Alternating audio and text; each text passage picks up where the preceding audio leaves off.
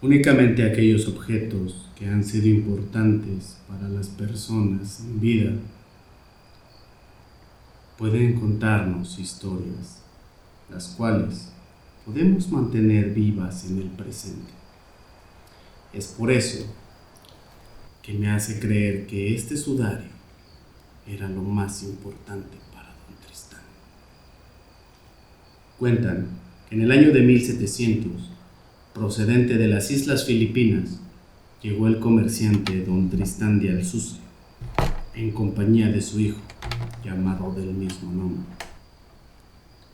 Poco después, ya habían abierto un establecimiento donde vendían telas de las más diversas procedencias.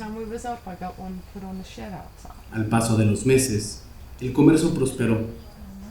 Por este motivo, en cuanto supieron de la llegada de un barco con mercancías procedentes de Europa, el joven Tristán partió hacia el puerto de la Villa Rica de la Veracruz. En aquellos días, don Tristán conoció al arzobispo don Fray García de Santa María y Mendoza, quien se convirtió no solo en su amigo, sino en su consejero espiritual. Los dos habían nacido en el mismo pueblo y hablaban de la nostalgia que sentían por aquel terruño. Un día, don Tristán recibió un mensaje donde le decían que su hijo había caído gravemente enfermo en aquel lejano lugar. Lleno de dolor, el comerciante rezó y prometió a la Virgen de Guadalupe que si su hijo sanaba y regresaba con bien, como una manda, él iría a pie hasta el santuario del Tepeyac a dar gracias a la Virgen. Semanas después, el joven Tristán, algo pálido y convaleciente, regresó a casa. Don Tristán no podía ocultar tanta alegría cuando pudo estrechar en sus brazos a su hijo. Llegaron tiempos de bonanza para el comercio, y era tanta la felicidad de don Tristán que se olvidó de aquella promesa. Pero había ciertas noches, especialmente al contar las ganancias del día, que el remordimiento le invadía el alma al recordar aquella promesa que no había cumplido. Un día se decidió, tomó una botella de vino que envolvió en un trozo de papel y con ella en la mano se fue a visitar a su amigo el arzobispo. Le habló de los remordimientos que sentía. El arzobispo le dijo que no veía gravedad en aquello y lo exhortó a que no hiciera caso a la manda, que él lo liberaba de aquella culpa, que simplemente hiciera algunas oraciones. Don Tristán se sintió muy reconfortado, volvió muy contento a su casa y por no faltar rezó un par de oraciones a la Virgen.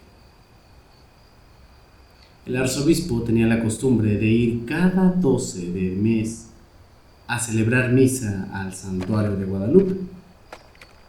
En aquellos años había que hacer un viaje muy especial para poder llegar hasta el cerro del Tepeyac. Cuenta la leyenda que aquel 12 de mayo de 1702, al anochecer, cuando Fray García de Santa María regresaba a la ciudad, por la calle de la Misericordia, se topó a su amigo don Tristán. El arzobispo se quedó muy sorprendido al verlo pálido, ojeroso y envuelto en esta túnica blanca. Llevaba un cirio encendido en la mano derecha, mientras tenía la izquierda sobre el pecho, en el lugar del corazón. ¿A dónde vas a estas horas, amigo Tristán?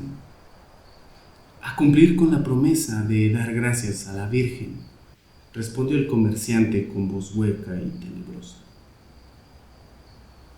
Don Tristán siguió su camino sin decir más, y el arzobispo, muy preocupado, lo vio perderse en la oscuridad de la noche.